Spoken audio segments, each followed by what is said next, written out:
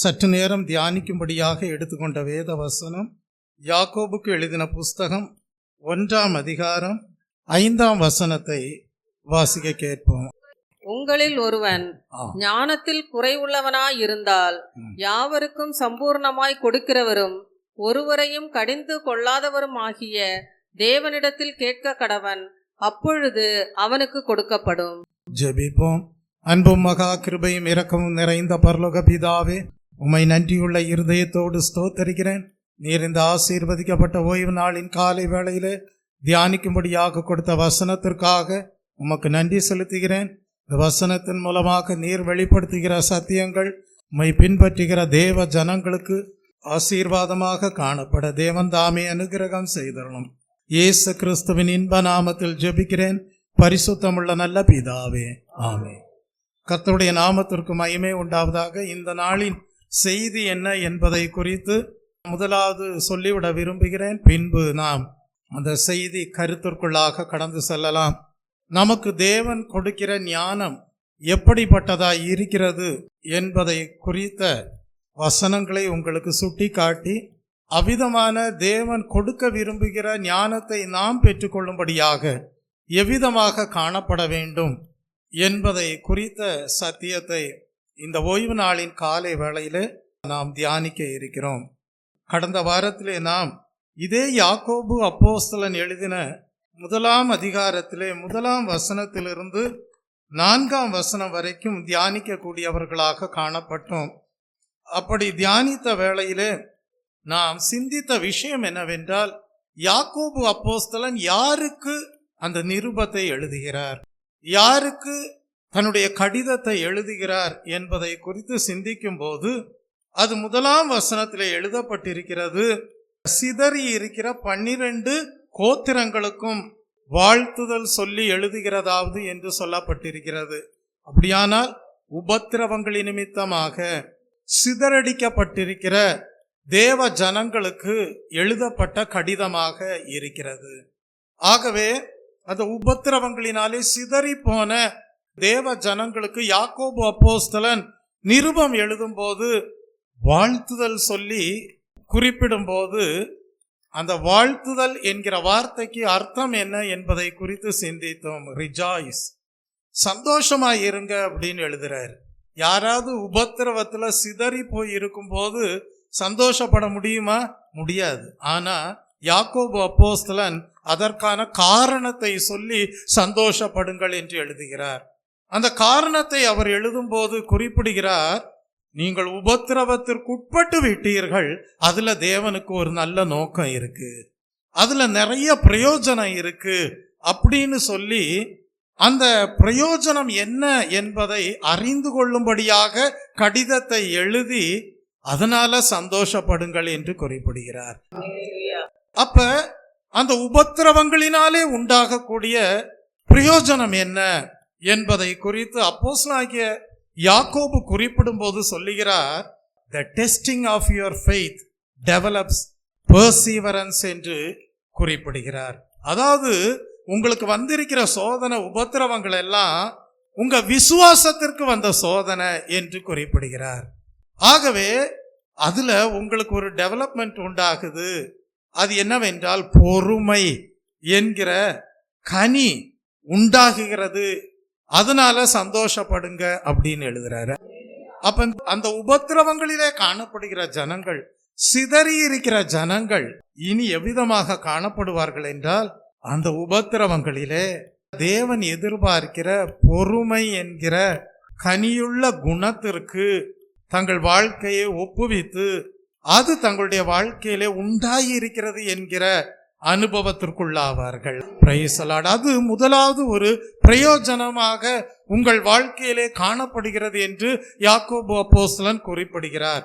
அடுத்தது என்ன சொல்றாருன்னா, அந்த உபத்திரவங்களின் மத்தியில பொறுமை என்கிற குணம் உருவானதாக இருப்பது மட்டும் இல்ல, அந்த பொறுமையினால நீங்க கிரியை செய்யணும். Price the Lord. அந்த உபத்திரவங்களின் மத்தியில அந்த பொறுமை என்ன செய்யணுமா? பூரண கிரியை செய்ய வேண்டுமாம்.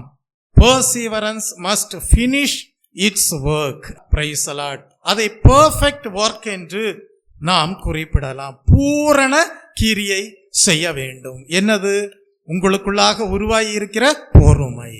அப்படி பொறுமையானது பூரண கிரியை செய்யக்கூடியதாக காணப்படும் போது, perseverance when it finishes its work, என்ன உண்டாகுமாம்? உங்களுக்குள்ளாக மெச்சூரிட்டி உண்டாகும், உங்களுக்குள்ளாக கம்ப்ளீட்னஸ் உண்டாகும். Praise the Lord. பொறுமையானது உங்களிலே இருந்து பூரணமாக கிரியை செய்யும் போது அதனால என்ன பிரயோஜனம்? உங்களுக்குள்ள என்ன உண்டாகுமாம்? 2 முக்கியமான காரியங்கள் உங்கள் வாழ்க்கையிலே உண்டாயிருக்கும். ஒன்று, நீங்கள் ஒன்றிலும் குறைவில்லாதவர்களாக, இன்னொன்று பூரணராயும் நிறைவுள்ளவர்களாயும். எல்லாரும் சொல்லுங்க, பூரணராயும் நிறைவுள்ளவர்களாயும் நீங்கள் காணப்படுவீர்கள். அவ்வண்ணமாக பூரணராயும் நிறைவுள்ளவர்களாயும் காணப்படுவதற்கு ஏதுவாக உபத்திரவங்களிலே பொறுமையானது பூரணமாக கிரியை செய்திருக்கும் என்று அப்போஸ்தலனாகிய யாக்கோபு குறிப்பிட்டு விட்டு, அவ்விதமான ஒரு பிரயோஜனம் உங்கள் ஆவிக்குரிய வாழ்க்கையிலே உண்டாகிறபடியால் சந்தோஷப்படுங்கள் என்று எழுதுகிறார். Price the Lord. தொடர்ந்து நாம் படிக்கும் போது அவர் எழுதுகிறார் 5ஆம் வசனத்துல, உங்களில் ஒருவன் ஞானத்தில் குறைவுள்ளவனாயிருந்தால் யாவருக்கும் சம்பூர்ணமாய் கொடுக்கிறவரும் ஒருவரையும் கடிந்து கொள்ளாதவருமாகிய தேவனிடத்தில் கேட்க கடவன், அப்பொழுது அவனுக்கு கொடுக்கப்படும் என்று எழுதுகிறார்.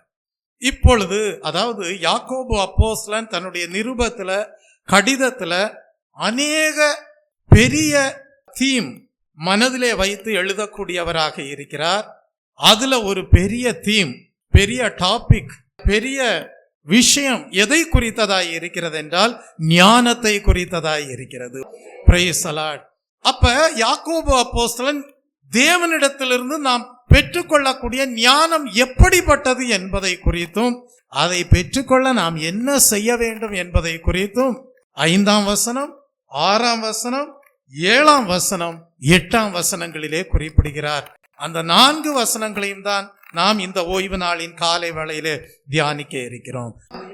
இந்த சத்தியத்தை இந்த நாளிலே கேட்டு கற்றுக்கொண்டு சென்ற பிறகு நீங்கள் தேவன் என்ன விதமான ஞானத்தை பெற்று வாழ வேண்டும் என்று விரும்புகிறார் என்பதை அறிந்து கொண்டவர்களாக, அதை நீங்கள் பெற்றுக்கொள்ள தெரிந்தவர்களாக, பெற்றவர்களாக மாற வேண்டும்.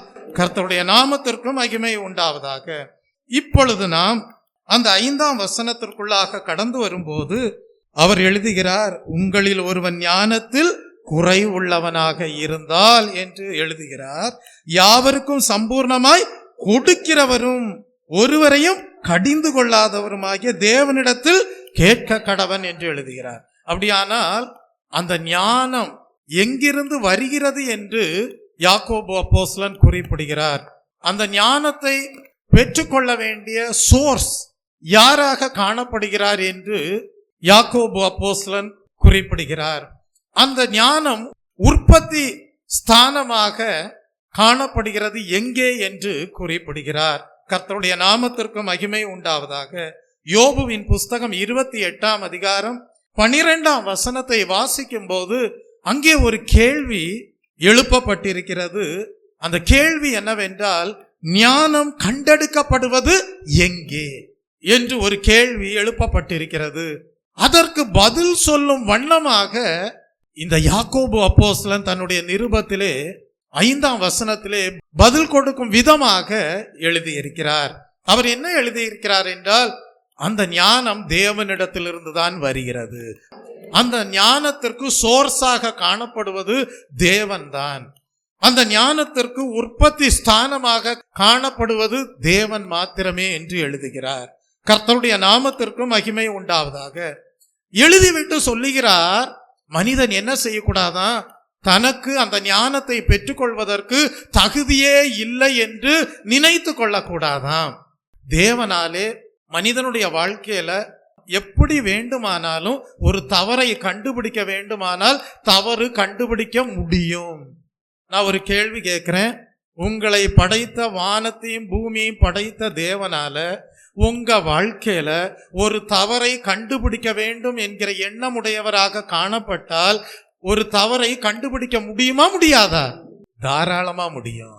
அப்ப சிதறி இருக்கிற உபத்திரவத்திற்குள்ளாக இருக்கிற தேவ ஜனங்களுக்கு கடிதம் எழுதும் போது யாக்கோபு அப்போஸ்தலன் என்ன குறிப்பிடுகிறார் என்றால், நீங்க சிதறடிக்கப்பட்டுட்டீங்க, உபத்திரவத்திற்குள்ளாகி விட்டீங்க. அதுக்கெல்லாம் காரணம் நீங்க தேவனுடைய வார்த்தைகளுக்கு கீழ்ப்படியாம போனதுதான். ஆனா இப்பொழுதும் நீங்கள் தேவனுடைய பார்வையிலே தகுதி இல்லாதவர்களாக மாறிவிட்டீர்கள் என்று சொல்லி நீங்களே என்ன செஞ்சிடாதீங்க, வேதனைப்பட்டுக்கிட்டே இருக்காதீங்க. தேவனால உங்க வாழ்க்கையில தவறுகள் இருக்கிறது என்று சுட்டி காட்ட முடியும் என்கிற நினைவுக்குள்ளாக இருந்து நீங்க என்ன செய்யாதீங்க, வேதனைப்பட்டுக்கிட்டே இருக்காதீங்க. அதிலிருந்து நீங்க மீண்டு வாங்க. அதனாலதான் அப்போஸ்தலனாகிய யாக்கோபு எழுதுகிறார், உங்க தகுதி நிமித்தமாக அல்ல, உங்களில எந்த தவறுகளுமே இல்லை என்பதனாலும் அல்ல. அதனாலதான் அங்க யாக்கோபு அப்போஸ்தலன் எழுதுகிறார், யாவருக்கும் சம்பூர்ணமாய் கொடுக்கிறவரும் ஒருவரையும் கடிந்து கொள்ளாதவருமாகிய யாரிடத்தில் கேட்க கடவன்? தேவனிடத்தில் கேட்க கடவன். தேவனால உங்க வாழ்க்கையில ஏதாவது ஒரு தவறை சுட்டி காட்டணும்னு நினைச்சா அவர் சுட்டி காட்டிக்கிட்டே இருக்கலாம். ஆனா அதல்ல அவருடைய நோக்கம். உங்களை அந்த தவறுகளில் இருந்து தூக்கி எடுப்பதுதான் தேவனுடைய நோக்கம். Price the Lord. தேவன் உங்கள் தகுதியை பார்த்து அல்ல தூக்கி எடுப்பது. அதனாலதான் அங்க எழுதுகிறார், யாவருக்கும் என்று எழுதுகிறார். அங்க எந்த ஒரு கேட்டகரியும் சொல்லப்படவே இல்லை. இவங்க நீதிமான்கள், இவங்க பாவிகள், இவங்க துன்மார்க்கர் அப்படின்னாலும் அவர் பிரிக்கல. தேவ ஜனங்களாக இருந்தாலும் தேவனுடைய வார்த்தைகளுக்கு கீழ்ப்படியாம போயிருந்திருக்கலாம். ஆனா அவர் அது எழுதுறாரு, யாவருக்கும் என்று எழுதுகிறார். அப்படின்னா என்ன அர்த்தம் அப்படின்னா, நம்முடைய தேவன் ஒரு மனிதாபிமானத்தோடு கிரியை செய்கிற தேவனாய் இருக்கிறார். இப்ப நான் அதுக்கு ஒரு எக்ஸாம்பிள் சொல்றேன். சூரியன் பிரகாசிக்கிறது, அது நீதிமான்களுக்காக மட்டும் பிரகாசிக்கிறதா அல்லது பாவிகளுக்காகவும் சேர்ந்து பிரகாசிக்கிறதா? எல்லாருக்கும், யாவருக்கும் சூரியன் வெளிச்சத்தை கொடுக்கிறது. மழை பெய்யும் போது அந்த பகுதியில இருக்கிற நீதிமான்களுக்காக மட்டும் பெய்யுதா, யாவருக்கும் அந்த மழை பொழிகிறதா? யாவருக்கும் பொழிகிறது. அப்ப சில காரியங்களை நம்ம சிந்திக்கும் போது தேவன் இப்படிப்பட்ட கேட்டகரி உடையவர்களுக்கு என்று பிரிக்காம யாவருக்கும் நன்மை செய்ய விரும்பி, யாவரையும் படுகுழியிலிருந்து தூக்கி எடுக்க விரும்பி, யாவரையும் தகுதிப்படுத்த விரும்புகிறவராக அவர்களுக்கு தேவையான நன்மையை செய்யக்கூடியவராய் இருக்கிறார். கர்த்தருடைய நாமத்திற்கும் மகிமை உண்டாவதாக. அந்த அடிப்படையில தான் சொல்றாரு, உங்கள் சத்துருக்களை நீங்கள் சிநேகியுங்கள், உங்களை பகைக்கிறவர்களை நீங்கள் ஆசீர்வதியுங்கள், உங்களை சபிக்கிறவர்களை ஆசீர்வதியுங்கள், சத்துருக்களை சிநேகியுங்கள் என்று எழுதுகிறார். அப்பொழுது உங்கள் பிதா பூரண சர்க்குணராய் இருப்பது போல நீங்களும் பூரண சர்க்குணராய் இருப்பீர்கள். மத்தேயு 5ஆம் அதிகாரம் 44, 45, 47, 48 வசனங்களை வாசித்து பாருங்கள். நான் உங்களுக்கு சொல்கிறேன், உங்கள் சத்துருக்களை சிநேகியுங்கள், உங்களை சபிக்கிறவர்களை ஆசீர்வதியுங்கள். பாருங்கள், உங்கள் சத்துருக்களை சிநேகியுங்கள், உங்களை சபிக்கிறவர்களை ஆசீர்வதியுங்கள், உங்களை பகைக்கிறவர்களுக்காக நன்மை செய்யுங்கள், உங்கள் பகைக்கிறவர்களுக்கு நன்மை செய்யுங்கள், உங்களை நிந்திக்கிறவர்களுக்காகவும் உங்களை நிந்திக்கிறவர்களுக்காகவும் துன்பப்படுத்துகிறவர்களுக்காகவும் ஜெபம் பண்ணுங்கள், உங்களை துன்பப்படுத்துகிறவர்களுக்காகவும் ஜெபம் பண்ணுங்கள். இப்படி செய்வதினால் நீங்கள் பரலோகத்தில் இருக்கிற உங்கள் பிதாவுக்கு புத்திரராய் இருப்பீர்கள். உங்கள் பிதாவுக்கு புத்திரராய் இருப்பீர்கள். அவர் தீயோர் மேலும், பார்த்தீங்களா, அவர் யார் மேல? தீயோர் மேலும் நல்லோர் மேலும் தமது சூரியனை உதிக்க பண்ணி நீதி உள்ளவர்கள் மேலும் அநீதி உள்ளவர்கள் மேலும் மழையை பெய்ய பண்ணுகிறார். மழையை என்ன செய்கிறார்? பெய்ய பண்ணுகிறார். உங்களை சிநேகிக்கிறவர்களே நீங்கள் சிநேகிப்பீர்களானால் உங்களுக்கு பலன் என்ன? ஆயக்காரரும் அப்படியே செய்கிறார்கள் அல்லவா? உங்கள் சகோதரரை மாத்திரம் வாழ்த்துவீர்களானால் நீங்கள் விசேஷித்து செய்கிறது என்ன? ஆயக்காரரும் அப்படி செய்கிறார்கள் அல்லவா? ஆகையால் பரலோகத்தில் இருக்கிற உங்கள் பிதா பூரண சர்க்குணராய் இருக்கிறது போல நீங்களும் பூரண சர்க்குணராய் இருக்க கடவீர்கள். இங்க அந்த பூரணம் என்கிற ஒரு வார்த்தை யூஸ் பண்ணப்பட்டிருக்கிறது, பெர்ஃபெக்ஷன் என்கிற ஒரு வார்த்தை யூஸ் பண்ணப்பட்டிருக்கிறது. அந்த பெர்ஃபெக்ஷன் என்ன அர்த்தம் கொடுக்கிறது என்றால், ஏதோ தவறில்லாத ஒரு பெர்ஃபெக்ஷன் என்றல்ல, நீங்கள் முழுமையாக தேவனுடைய பரிசுத்த ஆவியானவருடைய கட்டுப்பாட்டிற்குள் காணப்படுகிற ஒரு பெர்ஃபெக்ஷனுக்குள்ளே வந்து விடுகிறீர்கள். கர்த்தருடைய நாமத்திற்கு மகிமை உண்டாவதாக. அப்ப தேவனுடைய பரிசுத்த ஆவியானவருடைய கட்டுப்பாட்டிற்குள் கடந்து வரும்போது உங்களால் உங்கள் சத்துருக்களை என்னென்ன இடங்களில் எல்லாம் மனிதாபிமானத்தோடு சிநேகிக்க வேண்டுமோ உங்களாலே சிநேகிக்க முடியும். என்னென்ன இடங்களில் எல்லாம் மனிதாபிமானத்தோடு உங்களை பகைக்கிறவர்களுக்கு நன்மை செய்ய வேண்டியது இருக்கிறதோ அங்கே உங்களால் என்ன செய்ய முடியும்? நன்மை செய்ய முடியும். பாஸ்டர் எங்களுக்கு புரியல அப்படின்னு நீங்க சொல்லலாம். அதுக்கு ஒரு எக்ஸாம்பிள் சொல்றேன். அதுதான் நல்ல சமாரியனுடைய உவமையிலே காணப்படுகிறது. Price the Lord. ஆசாரியனும் கடந்து வருகிறான், லேவியனும் கடந்து வருகிறான். அவர்களாலே பரிசுத்த ஆவியானவருடைய கட்டுப்பாட்டிற்குள் இருந்து அந்த கள்ளன் கையிலே அகப்பட்டவனுக்கு என்ன செய்ய முடியவில்லை? உதவி செய்ய முடியவில்லை. ஆனால் ஒரு சமாரியன் அந்த வழியாக வந்தான். அவனால் என்ன செய்ய முடிந்தது என்றால், அவனுக்கு பிறனாக காணப்பட்ட ஒருவன் கள்ளனுடைய கையிலே அகப்பட்டு விழுந்து கிடந்து குற்றீராக காணப்பட்ட வேளையிலே மனிதாபிமானத்தோடு மனதுருக்கத்தோடு அந்த மனிதனுக்கு என்ன செய்ய முடிந்தது? உதவி செய்ய முடிந்தது. அவன் எந்த ஜாதி என்று அவன் பார்க்கல, எந்த நிறத்தான் என்று அவன் பார்க்கல, தன்னுடைய குலத்திற்குரியவனா என்று பார்க்கல. நன்மை செய்ய வேண்டியவர்களுக்கு மனிதாபிமான முறையிலே செய்ய வேண்டிய நன்மைகளை செய்யாமல் போனால் அது பாவம். அப்படிதான் யாக்கோபு அப்போஸ்தலனும் இப்பொழுது குறிப்பிடுகிறார். யாவருக்கும் சம்பூர்ணமாய் கொடுக்கிறவரும் ஒருவரையும் கடிந்து கொள்ளாதவருமாய் இருக்கிற தேவனிடத்தில் கேட்க கடவன். கர்த்தருடைய நாமத்திற்கு மகிமை உண்டாவதாக. உபத்திரவப்பட்டிருக்கிறாயா? ஒருவேளை அது ஞான குறைவினாலே வந்த உபத்திரவங்களாக இருந்திருக்கலாம். பாடுகட்குட்பட்டாயா? அது தேவ ஞானத்திலே உண்டான குறைவுகளினாலே வந்திருக்கலாம். இனி தேவனுடைய பார்வையிலே தகுதி இல்லாதவனாதான் இருக்கிற. ஆனால் கர்த்தர் சொல்றார், நான் எப்பொழுதுமே கடிந்து கொண்டே இருக்க மாட்டேன். யாவருக்கும் தூக்கி எடுக்கிற தேவன், படுகுழியிலிருந்து உயர்த்துகிற தேவன் சொல்லுகிறார், உனக்கு குறைவாய் இருக்கக்கூடிய காரியத்தை நீ யார்கிட்ட கேட்டுக்கோ? தேவனிடத்துல கேளு. கர்த்தருடைய நாமத்திற்கு மகிமை உண்டாவதாக. இப்ப நீங்க 1 ராஜாக்களின் புஸ்தகம் 3ஆம் அதிகாரம் 9 முதல் 12 வசனங்களுக்கு வரும்போது அங்கே ஞானத்துல குறைவாக இருந்த ஒரு மனிதனை குறித்து படிக்கிறோம். அவன் யாரிடத்திலே கேட்டான் ஞானத்தை? கர்த்தரிடத்திலே தான் கேட்டான். அந்த மனிதனுடைய பெயர் என்ன? சாலோமோன். அவன் திரளத்தனையான ஜனங்களை வழிநடத்த வேண்டியது இருந்தது. ஆகவே நன்மை எது தீமை எது என்று வகையறுக்கத்தக்கதாக அவனுக்கு தேவையாயிருந்தது என்ன? ஞானமுள்ள இருதயம். அந்த ஞானமுள்ள இருதயம் இருக்குமே ஆனால் ஜனங்களை சரியாக என்ன செய்ய முடியும்? வழிநடத்த முடியும். ஆகவே தேவன் சாலோமோனிடத்தில் வந்து உனக்கு வேண்டியதை கேள் என்று அணுகின போது சாலோமோன் தேவனிடத்தில் சரியானதை கேட்டார். நன்மை தீமை இன்னதென்று வகையறுக்கக்கூடிய, ஜனங்களை வழிநடத்தக்கூடிய தேவையாக காணப்பட்ட ஞானத்தை தேவனிடம் கேட்டார். அப்ப தேவன் கொடுக்கிற ஞானம் எப்படிப்பட்டது? இதுல ஒரு விஷயம் கிடைக்குது நமக்கு. நன்மை தீமை என்ன என்பதை வகையறுப்பதற்கு தேவன் கொடுக்கிற ஞானம் பிரயோஜனமாய் இருக்கிறது. ஜனங்களை சரியான வழியிலே நடத்துவதற்கு தேவன் கொடுக்கிற ஞானம் பிரயோஜனமாய் இருக்கிறது. அதனாலதான் நான் ஸ்டார்டிங்லேயே சொன்னேன், பிரசங்கத்தை ஆரம்பிக்கும் போது தேவன் கொடுக்கிற ஞானம் எப்படிப்பட்டது என்பதை இந்த நாளிலே கற்றுக்கொள்வீர்கள். கர்த்தருடைய நாமத்திற்கு மகிமை உண்டாவதாக. அப்படியானால் சாலோமோனுக்கு தேவையாயிருந்த ஞானத்தை அவர் தேவனிடத்திலிருந்து பெற்றுக்கொண்டதற்கு காரணம் என்ன? அவர் அந்த உற்பத்தி ஸ்தானமாக காணப்படுகிற, சோர்ஸாக காணப்படுகிற தேவனிடத்தில் கேட்டார். அப்ப மனிதர்கள் செய்ய வேண்டியது என்ன? தேவனிடத்தில் கேட்க வேண்டும். என்ன செய்ய வேண்டும்? கேட்க வேண்டும். தேவனிடத்தில் கேட்க வேண்டுமானால் அதற்கு அவசியமாய் இருப்பது என்ன? தேவன் மேல் விசுவாசம் இருக்க வேண்டும்.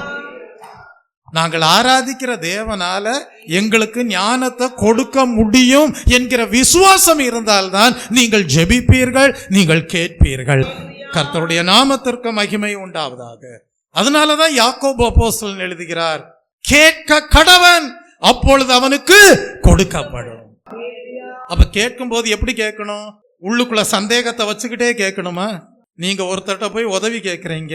உதவி கேட்கும் போது எந்த மனிதனிடத்திலிருந்து உதவியை பெற்றுக்கொள்ள வேண்டுமோ அந்த மனிதன் மேல உங்களுக்கு கொஞ்சம் சந்தேகம் இருந்தாலும் நீங்க என்ன செய்வீங்க? சந்தேகத்தோடயே இருக்கிறதுனால கேட்காமையே இருப்பீங்க, அல்லது சந்தேகத்தோடயே இருக்கிறதுனால அந்த சந்தேகத்தோடயே சரியாக கேட்க மாட்டீங்க. அதனாலதான் யாக்கோபு அப்போஸ்தலன் சொல்றாரு, தேவன் தான் உற்பத்தி ஸ்தானம் ஞானத்திற்கு, அவர் தான் சோர்ஸாக இருக்கிறார், அதுல எந்த சந்தேகமும் வேண்டாம். அதனால அந்த பரலோக தேவன் மேல உங்களுக்கு எந்த அவிசுவாசமும் வேண்டாம். அவர் மேல நம்பிக்கை வைங்க, அவர் மேல விசுவாசத்தை வைங்க, உங்களுக்கு தேவையான ஞானத்தை அவர் உங்களுக்கு கொடுப்பார். கர்த்தருடைய நாமத்திற்கு மகிமை உண்டாவதாக. அதனாலதான் 6ஆம் வசனத்துல எழுதுகிறார், ஆனாலும் அவன் எவ்வளவாகிலும் சந்தேகப்படாமல் விசுவாசத்தோட கேட்க கடவன். சந்தேகப்படுகிறவன் காற்றினால் அடிபட்டு அலைகிற கடலின் அலைக்கு ஒப்பாயிருக்கிறான். அப்ப பாருங்க, இப்ப யாக்கோபு அப்போஸ்தலன் சந்தேகத்தோடு இருக்கிறவனை எதனோடு ஒப்பிடுகிறார்? இயற்கையோடு ஒப்பிடுகிறார். எதோடு? உருவகமாக இயற்கையோடு சம்பந்தப்பட்ட ஒரு சூழ்நிலையோடு ஒப்பிடுகிறார். இயற்கையோடு சம்பந்தப்பட்ட ஒரு சூழ்நிலையை அவர் குறிப்பிடும் போது என்ன குறிப்பிடுகிறார்? காற்றினால் அடிபட்டு அலைகிற கடலின் அலை என்று ஒப்பிடுகிறார். இந்த உருவகமாக இயற்கையிலே நடைபெறுகிற ஒரு சம்பவத்தோடு ஒப்பிடுகிறார். உன் வாழ்க்கையில தேவன் மேல சந்தேகம் இருக்கா? உன் வாழ்க்கையில தேவன் மேல முழுமையான நம்பிக்கை இல்லாம இருக்கா? அவிசுவாசத்தோட இருக்கியா என்றால் உன் வாழ்க்கை எப்படிதான் இருக்கும்? காற்றினால் அடிபட்டு அலைகிற கடலின் அலைக்கு ஒப்பானதாக தான் இருக்கும். அப்படின்னா என்ன சொல்ல வர்றாரு? உன் வாழ்க்கை நிலையற்றதா இருக்கும், உன் வாழ்க்கை குடிகாரனுடைய வாழ்க்கையை போல இருக்கும் அப்படின்னு தான் சொல்ல வர்றாரு. குடிகாரனை பார்த்திருக்கீங்களா? ஒரு நேரம் ஒன்ன பேசுவான், இன்னொரு நேரம் இன்னொன்னு பேசுவான். இன்னைக்கு ஒன்ன பேசுவான், நாளைக்கு இன்னொன்னு பேசுவான், நாளை கழிச்சு வேற ஒன்ன பேசுவான். அவனுடைய வாழ்க்கை எப்படி இருக்கும்? நிலையற்றதாக இருக்கும். அதான் காற்றினால் அடிபட்டு அலைகிற கடலில் அலைக்கு ஒப்பானதை போல காணப்படும். அவன் நிலையற்றவனாக காணப்படுவான். அப்ப அந்த நிலையற்ற வாழ்க்கைக்கு காரணம் என்ன? அவிசுவாசம். அந்த நிலையற்ற வாழ்விற்கு காரணம் என்ன? தேவன் மேல் இருக்கிற சந்தேகம் அவனை அப்படி நிலையற்றவனாக வாழ வைக்கிறது. அதனாலதான் அங்க எழுதுகிறாரு, அப்படி சந்தேகத்தோடு வாழ்கிறவன், தேவன் மேல் நம்பிக்கை இல்லாமல் வாழ்கிறவன், அவிசுவாசத்தோடு வாழ்கிறவன், அவன் என்ன செய்ய மாட்டான்? தேவனிடத்தில் கேட்க மாட்டான். கேட்காதவன் பெற்றுக்கொள்ளவும் மாட்டான். அதனாலதான் 6ஆம் வசனத்தில் எழுதுறார், ஆனாலும் அவன் எவ்வளவாகிலும் சந்தேகப்படாமல் விசுவாசத்தோடு கேட்க கடவன். சந்தேகப்படுகிறவன் காற்றினால் அடிபட்டு அலைகிற கடலில் அலைக்கு ஒப்பாய் இருக்கிறான். அப்படிப்பட்ட மனுஷன், 7ஆம் வசனத்திற்கு வாருங்க, அப்படிப்பட்ட மனுஷன் தான் கர்த்தரிடத்தில் எதையாகிலும் பெறலாம் என்று நினையாதிருப்பானாக. அவன் நினைக்கவே கூடாதான், கடவுள் எனக்கு ஏதாவது செய்வாருன்னு சொல்லி கனவுல கூட என்ன செய்யக்கூடாது? நினைக்கவே கூடாதான். ஏன்னா அவனுக்குள்ளாக இருக்கிற அன்ஸ்டேபிள்னஸ், அவனுக்குள்ளாக இருக்கக்கூடிய நிலையற்ற சிந்தனைகள், அவிசுவாசம், சந்தேகம் அவனை ஜெபிக்க வைக்காது, தேவனை நோக்கி கேட்க வைக்காது, தேவனிடத்திலிருந்து பெற்றுக்கொள்ளவும் வைக்காது. அதனாலதான் யாக்கோபு அப்போஸ்தலன் எழுதுகிறார், எதையாகிலும் பெறலாம் என்று நினையாதிருப்பானாக. யாரிடத்திலிருந்து? உற்பத்தி ஸ்தானமாக சோர்ஸாக காணப்படுகிற கர்த்தரிடத்திலிருந்து என்று எழுதுகிறார். கர்த்தருடைய நாமத்திற்கு மகிமை உண்டாவதாக.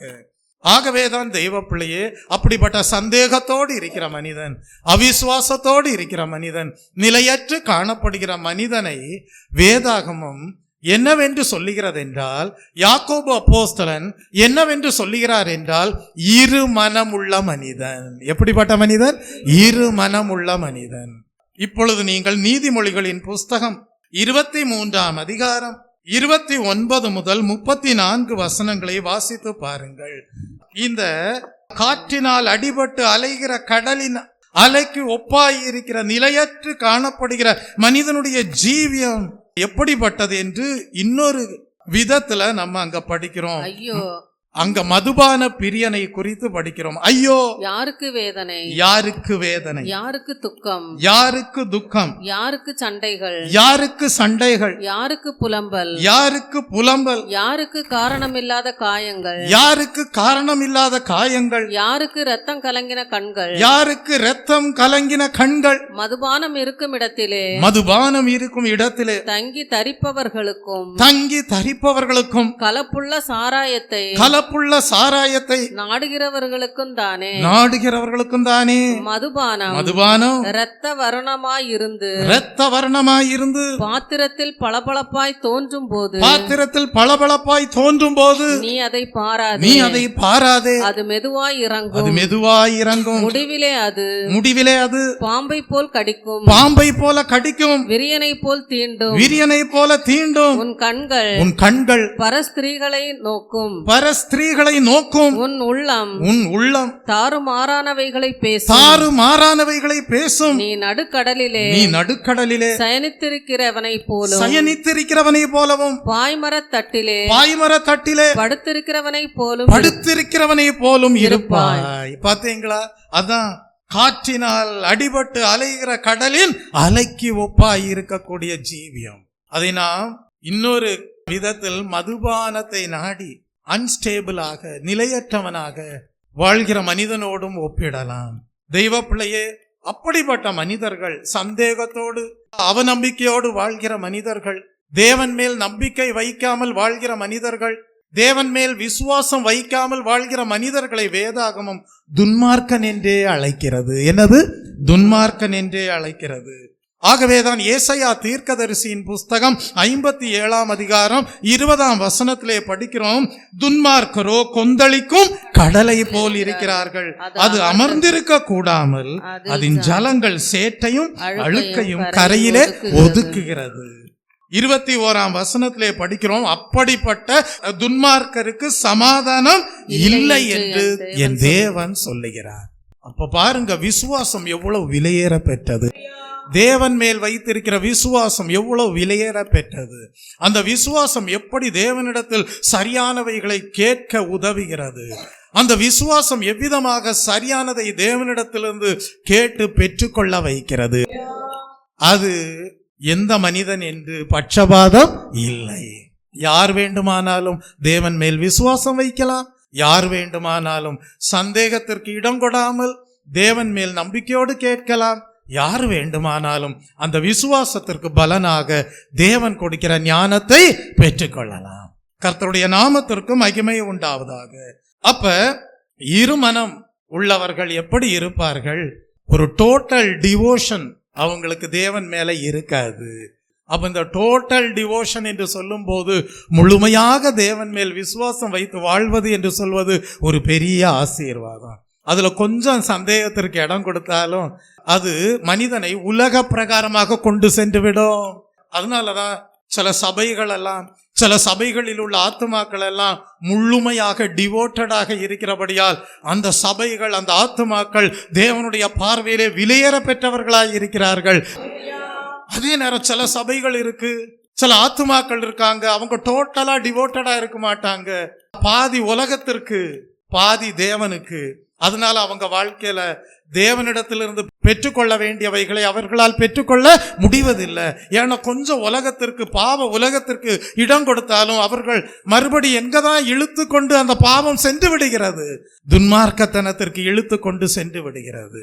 அதனால இன்னைக்கு ஒரு நல்ல தீர்மானம் பண்ணுங்க. கர்த்தாவே, உம்மிடத்திலிருந்து பெற்றுக்கொள்ள வேண்டிய கிருபை வரங்களை, உம்மிடத்திலிருந்து பெற்றுக்கொள்ள வேண்டிய தேவ ஞானத்தை நாங்கள் அடையும்படியாக ஒரு டோட்டல் டிவோஷனுக்கு எங்கள் வாழ்க்கையை ஒப்பு கொடுக்கிறோம் என்று சொல்லி ஜெபியுங்கள். அப்படி அந்த ஒரு டோட்டல் டிவோஷன் வரும்போது நீங்கள் இருமனம் உள்ளவர்களாக அல்ல, ஒரு மனம் உள்ளவர்களாக இருப்பீர்கள். கர்த்தருடைய நாமத்திற்கு மகிமை உண்டாவதாக. சிலருக்கு பாருங்களேன், அவங்களுடைய மைண்ட்ல எல்லாம் கடவுளாய் இருப்பது என்ன தெரியுமா? அவங்களுக்கு இருக்கிற ப்ராப்பர்ட்டி தான். உன் வாழ்க்கையில கடவுள் எதுன்னு கேட்டா சொல்லுவாங்க, எங்க மைண்ட்ல எல்லாம் எங்களுக்கு இருக்கிற ப்ராப்பர்ட்டி தான் கடவுளா இருக்குன்னு சொல்லுவாங்க. சிலருக்கு கடவுளா இருப்பது அவங்களுக்கு இருக்கிற லேண்டு. அவங்கெல்லாம் டோட்டலி டிவோட்டடா இருக்க மாட்டாங்க. அவங்களால தேவனிடத்திலிருந்து பெற்றுக்கொள்ள வேண்டிய ஞானத்தையும் பெற்றுக்கொள்ள முடியாது. தேவனிடத்திலிருந்து பெற்றுக்கொள்ள வேண்டிய கிருபைகளையும் பெற்றுக்கொள்ள முடியாது. அதனால்தான் இயேசு கிறிஸ்து சொன்னார், 2 எஜமான்களுக்கு நீங்க என்ன செய்ய முடியாது? ஊழியம் செய்ய முடியாது. ஒருவனை சிநேகித்து இன்னொருவனை பகைக்க வேண்டும். அப்போதான் நீங்க டோட்டலி டிவோட்டடாக இருக்க முடியும் என்று சொன்னார். நீங்கள் கிறிஸ்துவுக்கும் உலக பொருளுக்கும் என்ன செய்ய முடியாது? ஊழியம் செய்ய முடியாது அப்படின்னு சொன்னாரு. பொருளாசை கொண்ட பரிசேயர்கள் இயேசு கிறிஸ்துடைய போதனையை கேட்டு பரியாசம் பண்ணினார்கள், அவிசுவாசத்தோடு காணப்பட்டார்கள். அதனால் அவர்களால் தேவனுக்கு டோட்டலா டிவோட்டடாக சேவை செய்ய முடியவில்லை. அவர்கள் எல்லாரும் மாயக்காரராக இருந்தார்கள். இன்றைக்கும் நிறைய பேர் இருக்காங்க, வெளியில கிறிஸ்தவர்களை போல காட்டிக்கொள்வார்கள், ஆனா உள்ளுக்குள்ள அவர்கள் கிறிஸ்துவுக்கு எதிரிகளாக இருப்பார்கள். இருக்காங்களா இல்லையாங்க? சொல்லுங்க, இருக்காங்களா இல்லையா?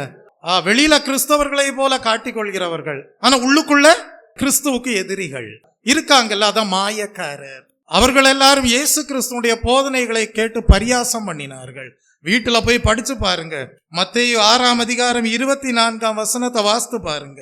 மத்தேயு 21ஆம் அதிகாரம் 21, 22 வசனங்களை வாசித்து பாருங்க. எபிரேயர் 11ஆம் அதிகாரம் 6ஆம் வசனத்தை வாசித்து பாருங்க.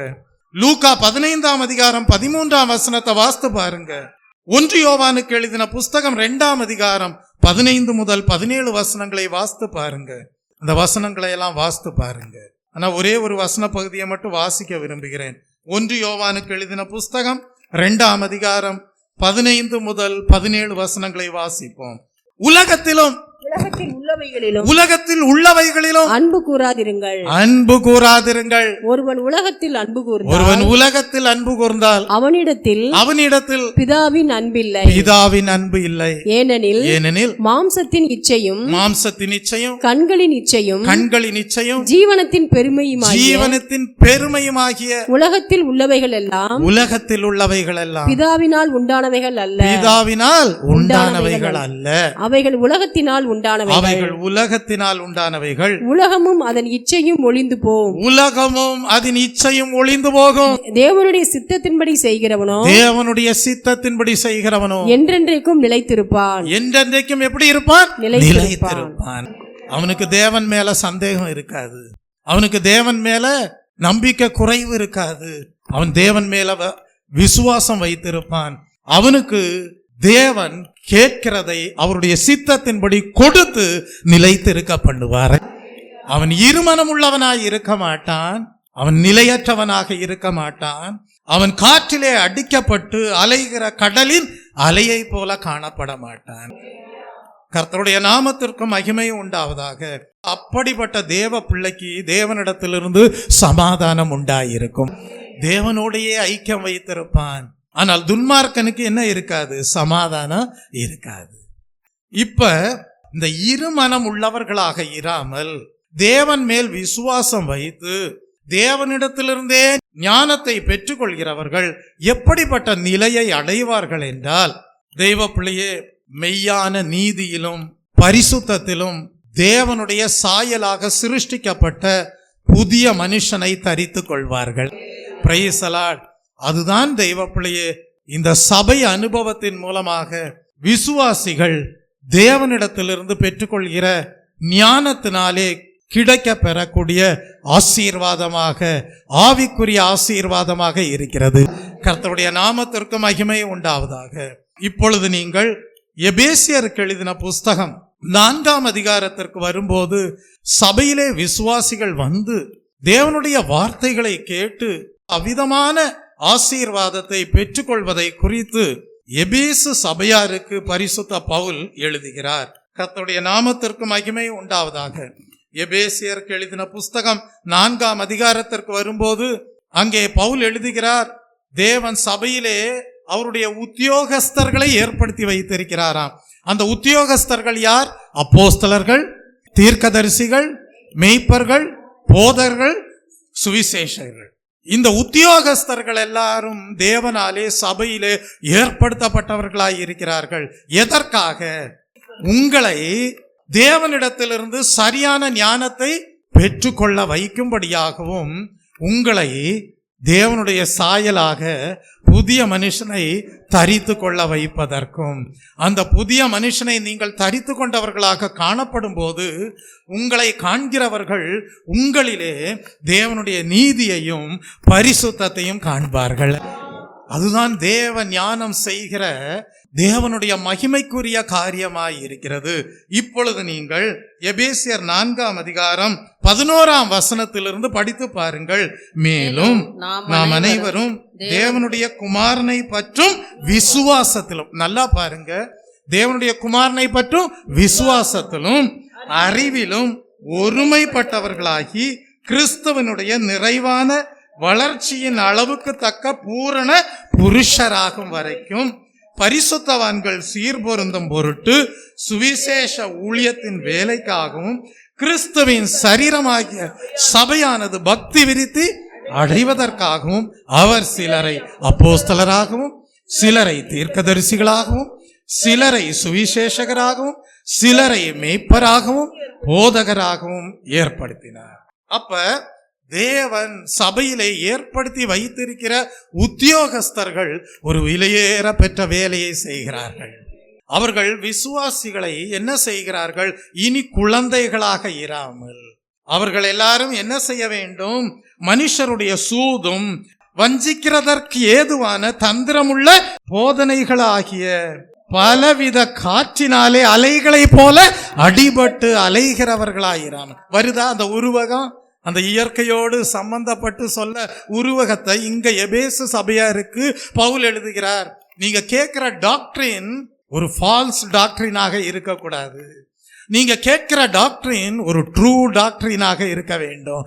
அதனாலதான் அங்க எழுதுறாரு, நீங்க இனி குழந்தைகளாயிராமல் மனுஷருடைய சூதும் வஞ்சிக்கிறதற்கு ஏதுவான தந்திரமுள்ள போதனையுமாகிய பலவிதமான காற்றினாலே அலைகளை போல அடிபட்டு அலைகிறவர்களாயிராமல். ஏன்னா தந்திரமுள்ள போதனை என்ன செய்யும்? அதை போதிக்கிறவர்கள் என்ன சொல்லுவாங்க? பரவாயில்ல, நாளைக்கும் பாவம் செய்யி, நாளைக்கும் தேவன் உன் மேல இரக்கமா இருப்பாரு. அப்படி போதித்தால் மனிதனுக்கு பரிசுத்தமாக வாழணுன்ற எண்ணம் வருமா? வராது. கடைசியில நம்ம ஏற்கனவே நீதிமொழிகள்ல வாஸ்தவமே, அப்படிப்பட்ட நிலைக்குட்பட்டு மனிதன் மாறி போவான். அதான் அங்க எழுதப்பட்டிருக்கிறது, நாம் இனி குழந்தைகளாயிராமல் மனுஷருடைய சூதும் வஞ்சிக்கிறதற்கு ஏதுவான தந்திரமுள்ள போதனைகளும் ஆகிய பலவிதமான காற்றினாலே அலைகளை போல அடிபட்டு அலைகிறவர்களாயிராமல் அன்புடன் சத்தியத்தை கை கொண்டு தலையாகிய கிறிஸ்துவுக்குள் எல்லாவற்றிலும் நாம் வளர்கிறவர்களாயிருக்கும்படியாக அப்படி செய்தார். அப்ப மனிதனுடைய வாழ்க்கையில ஒரு வளர்ச்சி இருக்கணும். அது தேவனிடத்திலிருந்து பெற்றுக்கொள்ளக்கூடிய ஞானத்தினால்தான் அந்த வளர்ச்சி உண்டாகும். அதனாலதான் தேவன் யாரை வச்சிருக்கிறாரு? அப்போஸ்தலரை வைத்திருக்கிறார். அந்த அப்போஸ்தலர் என்று சொல்லும் போது எதை காட்டுகிறது என்றால் the permanent authority-யை காட்டுகிறது. அப்போஸ்தல ஊழியம் என்று சொல்வது ஒரு பெர்மனன்ட் அத்தாரிட்டி கொண்ட ஊழியமாய் இருக்கிறது, தெய்வீக அதிகாரத்தை பெற்ற ஊழியமாய் இருக்கிறது. அதனாலதான் அப்போஸ்தலர்களை அஸ்திபார கற்களோடு பவுல் ஒப்பிட்டு எழுதுகிறார். Price the Lord. அடுத்ததாக என்ன சொல்லப்பட்டிருக்கிறது? தேவன் சபையிலே தீர்க்கதரிசிகளை வைத்திருக்கிறாராம். தீர்க்கதரிசிகள் எப்படிப்பட்டவர்கள்? தேவனிடத்திலிருந்து விசேஷித்த வெளிப்பாடுகளை பெற்று அந்த உள்ளுணர்வை பெற்று வெளிப்படுத்தக்கூடியவர்களாய் இருக்கிறார்கள். அவர்கள்தான் யார்? தீர்க்கதரிசிகள். Inspired men who reveal the truth of God. அவர்கள்தான் தீர்க்கதரிசிகள். அடுத்தது யாரை வைத்திருக்கிறார்? சுவிசேஷகர்களை வைத்திருக்கிறார். இந்த சுவிசேஷகர்கள் யார்? பிரீச்சிங் மிஷனரிஸ், போதிக்கிற சேவையை தேவனிடத்திலிருந்து பெற்றவர்கள். அவர்கள் மூலமாக ஜனங்கள் பெற்றுக்கொள்கிற ஆசீர்வாதம் என்ன? சுவிசேஷகர்கள் மூலமாக ஜனங்கள் கிறிஸ்துவை பின்பற்றுகிறவர்களாக மாறுகிறார்கள். Price the Lord. அடுத்தது தேவன் சபையிலே யாரை வைத்திருக்கிறார்? மேய்ப்பர்களையும் போதகர்களையும் வைத்திருக்கிறார். பாஸ்டர்ஸ் அண்ட் டீச்சர்ஸ் காணப்படுகிறார்கள். தெய்வ பிள்ளையே, இவர்களை என்னவென்றும் அழைக்கலாம் என்றால் எல்டர்ஸ் என்று அழைக்கலாம். இவர்களை என்னவென்று அழைக்கலாம் என்றால் பிஷப் என்று அழைக்கலாம். அவர்கள் என்ன செய்கிறார்கள்? ரட்சிக்கப்படுகிறவர்களை அனுதினமும் கர்த்தர் சபையிலே சேர்த்துக் கொள்கிறார்களே, அவர்களுடைய வளர்ச்சிக்காக, ஆவிக்குரிய வளர்ச்சிக்கு தேவையான போதனைகளை கொடுக்கிறார்கள். அது மாத்திரமல்ல, அவர்கள் மேய்ப்பர்களாக இருந்து ஆத்துமாக்கள் மீது கரிசனை உள்ளவர்களாக, கேர் எடுக்கக்கூடியவர்களாக, சரியான ட்ரூ டாக்டரினை போதிக்கக்கூடியவர்களாக இருக்கிறார்கள். Price the Lord. டீச்சிங் இருக்கும். அந்த ஷெப்பர்ட் என்று சொல்லப்படுவதற்கு ஏதுவான மேய்ப்பனுக்குரிய பண்புகளும் காணப்படும். யாரிடத்துல? பாஸ்டர்ஸ் இடத்துல, டீச்சர்ஸ் இடத்திலே காணப்படும். அதனாலதான் தீமோத்தேயுக்கு பவுல் எழுதும்போது எழுதுகிறார். 1 தீமோத்தேயின் புஸ்தகம் 5ஆம் அதிகாரம் 17ஆம் வசனத்தை வாசித்து பாருங்கள். 1 தீமோத்தேயின் புஸ்தகம் 5ஆம் அதிகாரம் 17ஆம் வசனம். நன்றாய் விசாரணை செய்கிற மூப்பர்களை பாருங்க, நன்றாய் விசாரணை செய்கிற மூப்பர்களை விசேஷமாக திருவசனத்திலும் உபதேசத்திலும் பிரயாசப்படுகிறவர்களை இரட்டிப்பான கனத்திற்கு பாத்திரராக எண்ண வேண்டும். எல்லாரும் சேர்ந்து வாசிங்க. நன்றாய் விசாரணை செய்கிற மூப்பர்களை விசேஷமாக திருவசனத்திலும் உபதேசத்திலும் பிரயாசப்படுகிறவர்களை இரட்டிப்பான கனத்திற்கு பாத்திரராக எண்ண வேண்டும். அவர்கள் சபையிலே கனத்திற்குரிய பாத்திரமாய் இருக்கிறார்கள். ஒவ்வொருடைய ஆவிக்குரிய வாழ்வின் வளர்ச்சிக்கு உற்சாகப்படுத்துகிறவர்களாய் இருக்கிறார்கள். அவர்களை கேர் எடுக்கக்கூடியவர்களாய் இருக்கிறார்கள். கர்த்தருடைய நாமத்திற்கு மகிமை உண்டாவதாக. அப்படி அவர்கள் கேர் எடுத்து ஆவிக்குரிய வளர்ச்சிக்கு ஏதுவாக போதித்து, ஆத்துமாக்களுடைய வளர்ச்சிக்கு ஏதுவாக அவர்கள் ஊழியத்தை செய்யும் போது அந்த ஆத்துமானுடைய ஜீவியம் எப்படி காணப்படும்? பரிசுத்தமும் பிழையற்றதுமாக காணப்படும். அந்த சபைக்கு பேருதான் மகிமையான சபை. Price the Lord. அவர்கள் யாராலே போதிக்கப்பட்டவர்களாய் இருப்பார்கள் என்றால், கிறிஸ்துவினாலே போதிக்கப்பட்டவர்களாக இருப்பார்கள். இப்ப நீங்க எபேசியர் 4ஆம் அதிகாரத்தை தொடர்ந்து வாசித்து கொண்டே வரும்போது 16ஆம் வசனத்திலிருந்து வாசித்து பாருங்கள். அவராலே சரீரம் முழுதும் அதற்கு உதவியாய் இருக்கிற சகல கணுக்களினாலும் இசைவாய் கூட்டி இணைக்கப்பட்டு ஒவ்வொரு அவயவமும் தன் அளவுக்கு தக்கதாய் கிரியை செய்கிறபடியே அது அன்பினாலே தனக்கு பக்தி விருத்தி உண்டாக்குகிறதற்கு ஏதுவாக சரீர வளர்ச்சியை உண்டாக்குகிறது. ஆதலால் கர்த்தருக்குள் நான் உங்களுக்கு சாட்சியாக சொல்லி எச்சரிக்கிறது என்னவெனில், மற்ற புறஜாதிகள் தங்கள் வீணான சிந்தையிலே நடக்கிறது போல நீங்கள் இனி நடவாமல் இருங்கள். அவர்கள் புத்தியில் அந்தகாரப்பட்டு அந்த ஞானத்தை இழந்து தங்கள் இருதய கடினத்தினாலே தங்களில் இருக்கும் அறியாமையினாலே எதற்கு அந்நியராக காணப்படுகிறார்கள்?